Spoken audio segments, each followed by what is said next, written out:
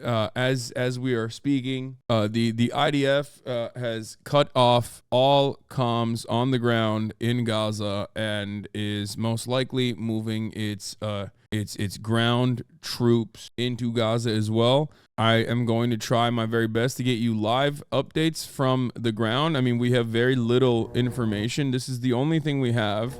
Here's the Gaza City skyline. That buzzing that you're hearing is drones that are constantly above the city.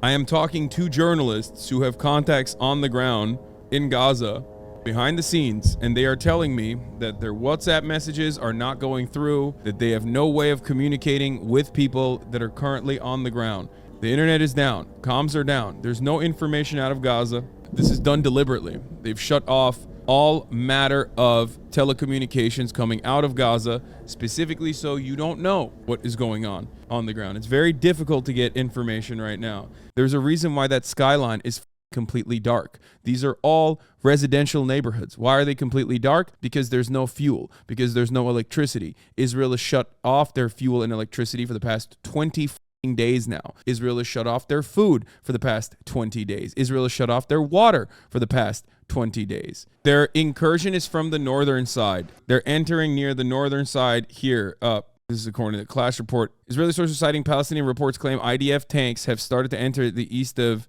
Beit Hanun in the north of the Gaza Strip. This is from literally right now. I'm glad that they have footage on the Al-Shifa hospital right now. I'm glad that they have cameras on the Al-Shifa hospital right now, because that's a genuine fear that I have. The IDF has called on the citizens of Gaza, people of Gaza, to move south. Not that they're not going to bomb the southern positions. They have been, and they have consistently bombed civilian targets in southern positions this past week and even before. However, my major fear is the Al-Shifa hospital. Why am I saying this? Well, because the IDF and even Benjamin Netanyahu released their like stupid ass, incredibly idiotic propaganda point saying like, oh, under the Al-Shifa hospital is the Hamas headquarters. Now, this has been a rumor for a very long time, except the problem is you can't fucking bomb a goddamn hospital because you consider it to be the headquarters of Hamas underneath it. Now, obviously, Hamas does have a extensive tunnel network, okay? They have an extensive tunnel network. Hamas/ISIS is sick, says Benjamin Netanyahu. They turn hospitals into headquarters for their terror. We just released intelligence proving it. Here it is.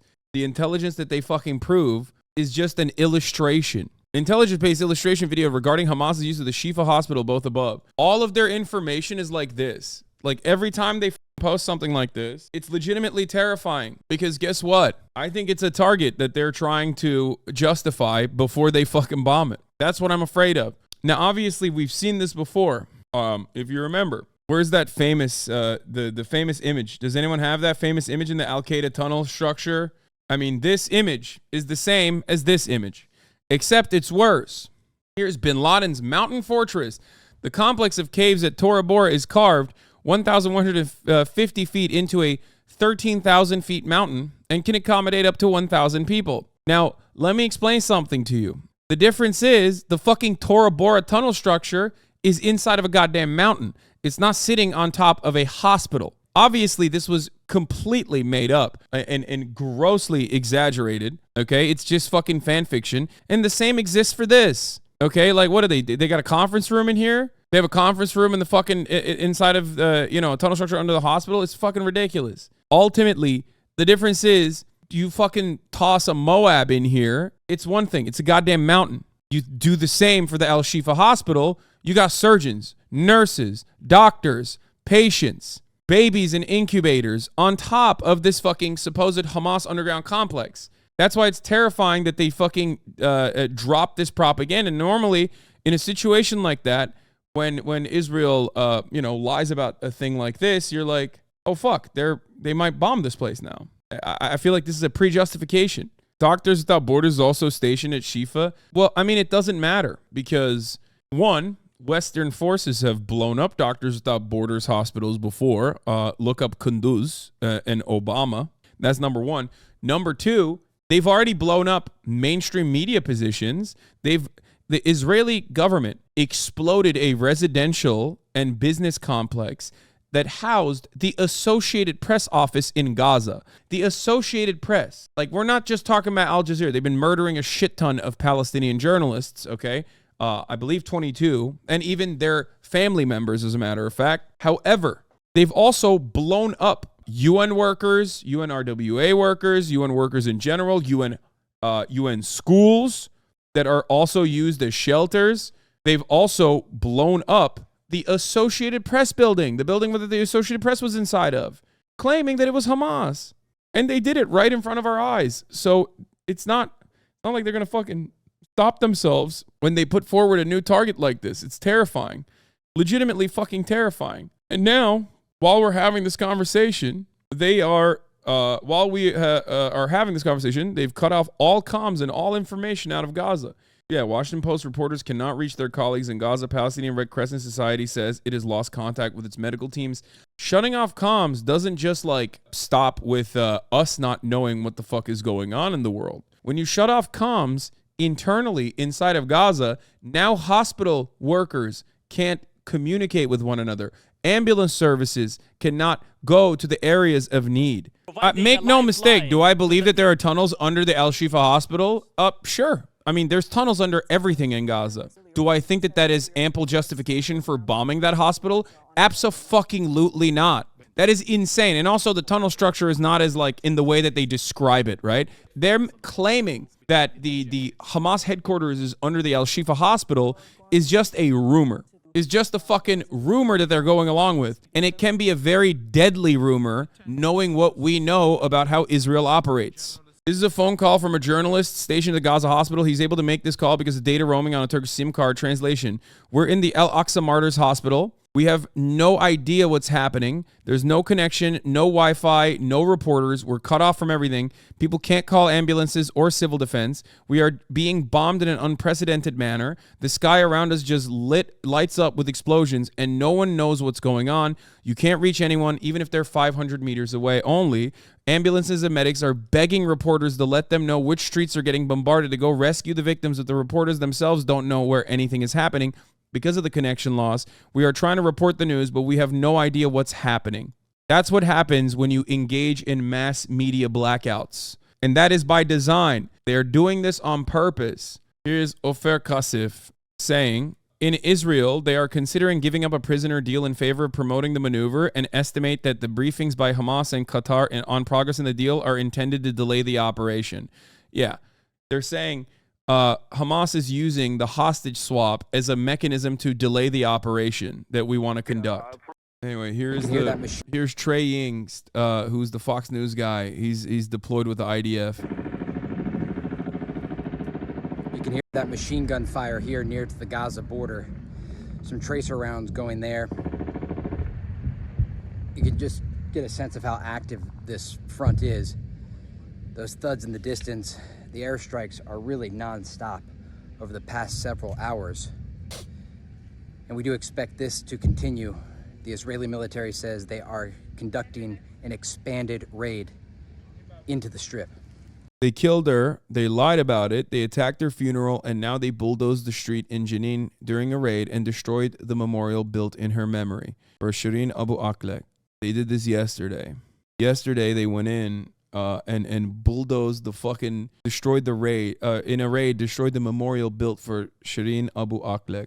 Oh, and just to bring you an update, in fact, so that's a latest picture from Gaza, and as these incursions into the Gaza Strip take place by the Israeli army, the Al-Qassam brigades, that's the military wing of Hamas, is saying that it's foiled an Israeli ground incursion into Beit Hanun, as well as the east of Burej, and that violent clashes are taking place now. And also the Al-Qassam brigade saying that 6 anti-armor missiles were fired at Israeli army vehicles. I worry that the more they fucking push back, the more they don't allow the IDF to continue their tanks. So these are the latest lines. The more the bombing will get intense. Well, the White House is saying that they'll continue discussions with Israel about the manner of any ground offensive. And 2 American aircraft carrier strike groups have been deployed to the Eastern Mediterranean and around 900 forces to the Middle East. But the Pentagon spokesman says that the U.S. is focused on preventing a larger conflict. Well, look, I'm not going to get into hypotheticals, and as I made very clear, we have no interest in getting into a conflict with Iran. Again, what we're focused on is regional security and stability in the region. We're focused on defeating ISIS in Iraq and Syria and supporting our partners there. But if and when our forces are attacked, we will take necessary steps to protect them and send a strong deterrent message. I don't have any new deployments to announce at this time. As you know, we have positioned the USS Ford Carrier Strike Group in the Eastern Mediterranean. We're sending the USS Eisenhower Carrier Strike Group to the U.S. Central Command region, in addition to deploying approximately 900 forces into the Middle East to provide air defense capabilities. Importantly, those forces are not going to Israel. They do not have anything to do with the situation there. They are for force protection purposes, and again, to provide us with options to defend our forces. Famously, when U.S. military are deployed into a region where there's active conflict going on, nothing bad ever happens, and then U.S. is pulled into war. That famously has never happened in any of our prior conflicts. Actually, you know what? Pretty much all of them, with the exception of World War II, I would say. In that situation, we were hit first in Pearl Harbor. This is literally Vietnam. I mean, we've been talking about how recruitment is ass because it's been too long since 9/11, so why not start new shit in the Middle East? No, brother. America will not improve its recruitment capabilities by simply saying we're going to World War III against Iran and at the behest of Israel. There would need to be another 9/11 for that to happen. It would have to be a very clear 9/11 to Electric Boogaloo done by like Iran for America to have the same level of recruitment post 9/11. I thought October 7th was 29/11. No, we're talking about and their supporters that's willing, Israel but on did not American destroy soil. them. This I'm talking about an attack happening on Hamas American will soil. have to go. We'll bring in Patty Culhane, joining us from Washington, D.C. For Patty, you'll talk to us a little bit more about the U.S.'s role in this conflict. Well, it's been very interesting. We've seen, as you just saw in your interview with General Ryder, we've seen National Security spokesman John Kirby come out and really try to stress that this is not something that the U.S. is doing, that don't leave it all up to the Israeli military to explain its missions and what it's doing in Gaza and the occupied West Bank. Now, so they're trying to put that distance between what's happening on the ground and the U.S., but I think that's impossible to do unless you look back at the last couple of weeks of U.S. support. First, they said immediately after that they were going to fly and started flying in immediately additional munitions, additional protective equipment, additional weapons. Then we saw the president, in a highly unusual move, U.S. President Joe Biden flew to Israel to give that bear hug embrace of Prime Minister Benjamin Netanyahu, and he offered full-throated support. He didn't mention the Palestinians, I believe it was for days after the October 7th attack. And then we saw they sent a 3-star general to Israel to help advise them on what it would be like to do close combat. This is a general who was close up in the fight against the Islamic State, and he was in the lead in Fallujah, so he knows exactly the difficulties that go with close combat. And then we had the Biden administration ask for $14 billion in additional aid for Israel. And we have seen, importantly and notably, they have not called for a ceasefire. They've talked about getting humanitarian aid in, say it's not enough, say they're working on it. But you have seen this president fully back this prime minister, this war cabinet, this country doing what they're now doing. I like that we act like Israel is operating outside of like U.S. confines. If America said tomorrow you're done, no more fucking bombing, Israel would have to stop. They wouldn't do it excitedly. There might even be some retaliation to American authorities, but they would have to stop. The idea that like Israel could operate in the violent ways that it wants to without American supervision is silly. So we are in southern Israel, right along the border with Gaza. And if you look over there in the area that is black, that is the Gaza Strip. About an hour ago, for 2 hours, we saw some of the most intense bombardments, certainly of the beginning of this war, but maybe of the most intense bombardments I've seen in wars in the Middle East. This was, for about 2 hours, a sustained campaign of tank fire, artillery fire, airstrikes, planes streaming overhead, streaking overhead, dropping bombs. And now the Gaza Strip is cut off from the world. It was cut off before and now it is cut off from communications. It was one of the last things that the people inside Gaza had. Now they can't call ambulances, they can't communicate among themselves, and they can't communicate with the world. Hamas just issued a statement clearly anticipating that this was potentially the start of something major, the start of a major ground offensive. And Hamas's statement anticipating that this could have been the start. And this came from the political wing, which is based outside of the Gaza Strip, saying if Netanyahu decides to enter Gaza by land tonight, the resistance is ready and the remains of his soldiers will be swallowed up by the land of Gaza. So clearly Hamas sensed that what has just happened here over the last several hours was different, but now we don't know what is happening inside because it is dark.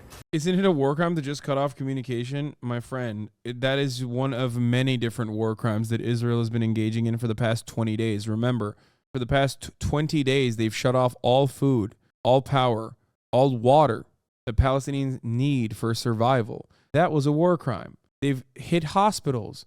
They've hit ambulances. They've hit the families of journalists. They've killed journalists. It's one of the many different war crimes that Israel is engaging in. And it's fucking wild that they're not only doing it, but they're also openly saying that they're doing it because their enemies are subhuman. They're animals. And it's wild that while they're doing all of this, the American government is like watching all of it and championing it and saying no red lines for Israel.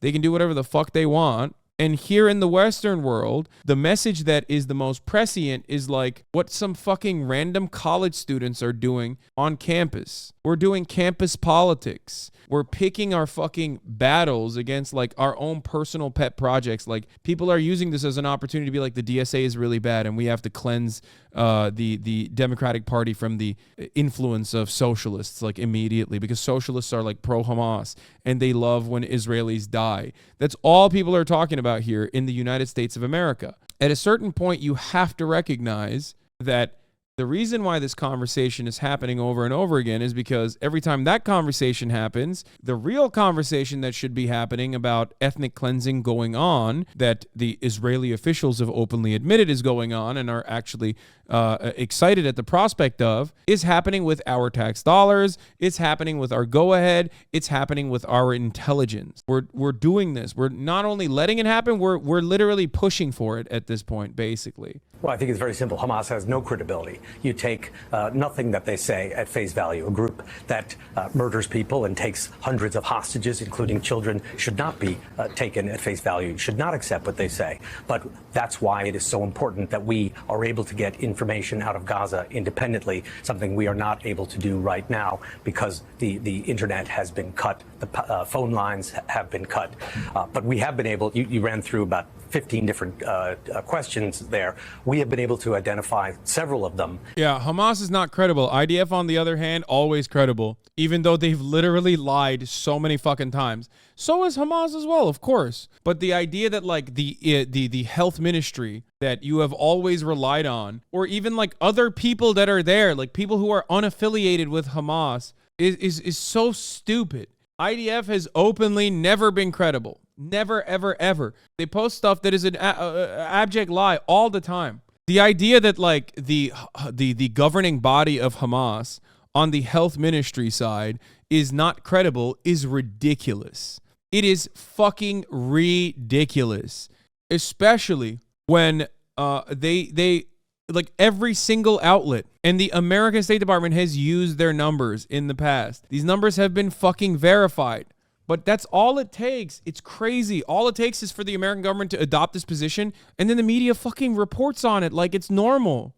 And at this point, it really does feel like they are able to hit the propaganda line so fucking hard that people just look at Israel's own personal commitment to ethnically cleansing Gaza, and they hear like Israeli officials literally say, we're going to do ethnic cleansing. We're doing ethnic cleansing. We're doing ethnic cleansing. And they forget about it. And then the next day they're like, well, Israel's saying that these guys are actually human shields. So I believe it. I mean, this is so ridiculous. I mean, it's unserious, but it's also gross and disgusting. I would laugh if it wasn't so damaging.